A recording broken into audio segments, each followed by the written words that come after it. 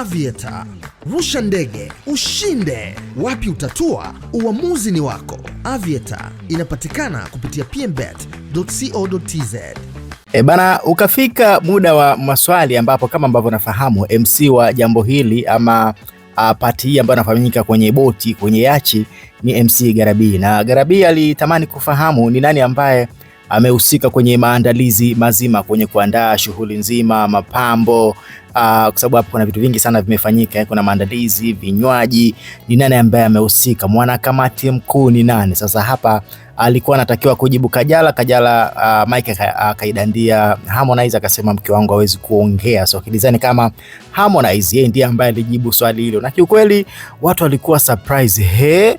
Kumbe Paula ndo kahusika kwenye hili. Mama Mara, jamani, hadi raha. Unajua ni raha sana kuona Harmonize amepokelewa au mtoto wa mtu ambaye anampenda. Wanasema ukipenda boga penda na ua lake, na uzuri bana ua lenyewe na lenyewe likupenda, you understand? Kwa hivyo Harmonize amependwa na ua lenyewe kwa sababu mtoto ambaye ni Paula ndiye ambaye ameandaa sherehe nzima. Hebu imagine mtoto ndiye ambaye anaandaa tukio zima, mamake kuvalishwa pete na mwanaume ambaye anampenda, you understand? Mtazama hapa, msikiliza Harmonize jinsi ambavyo alikuwa anajibu, na kukumbusha tu kusubscribe hapo chini kwa sababu matukio yote yatakuwa tunayaposti hapa kupitia PMTV Tanzania. Mimi naitwa Nicky Tozi, ni follow kupitia Instagram account yangu hapo chini, uendelee kutisha zaidi. Tazama hapa ilivyokuwa.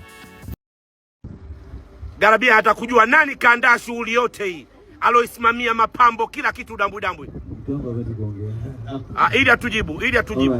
Kwanza that's my best day. It's the best day of my life. I don't know, best day of the year, I don't know. But it looks real nice now.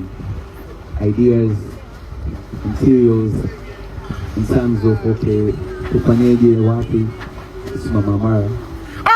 Paula! Thank you very much. Thank you. Ni Paula. Imagine. So amefanya kwa ajili ya penzi la mama yake. Thank you so much, Paul. Thank you so much, Pops. Yeah. And, wow. It's like a joke. Watoto wachache wenye moyo kama wachache. So deep. Joke. It's like a joke. But she came up with an idea. Nikasema kwamba Mama akasema kwa nini sio unafanya this, like you can put it together events and propose on such a way even. Look at Paula. So yuko emotional Paula. Na mama kaambia analia maskini. Paula analia, she's crying. So tukasema okay, acha tuone tutafanyaje baba. She's crying. She's done everything well. Mimi sikutegemea kama itakuwa hivi. So thank you so much.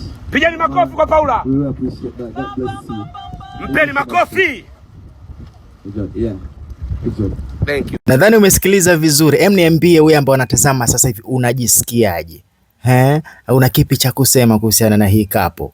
Tuandikie hapo chini. Mimi naitwa Nicky Tozi. Endelea kufuatilia, matukio ni mengi sana yanakuja hapa kupitia PMTV2. Endelea kutazama.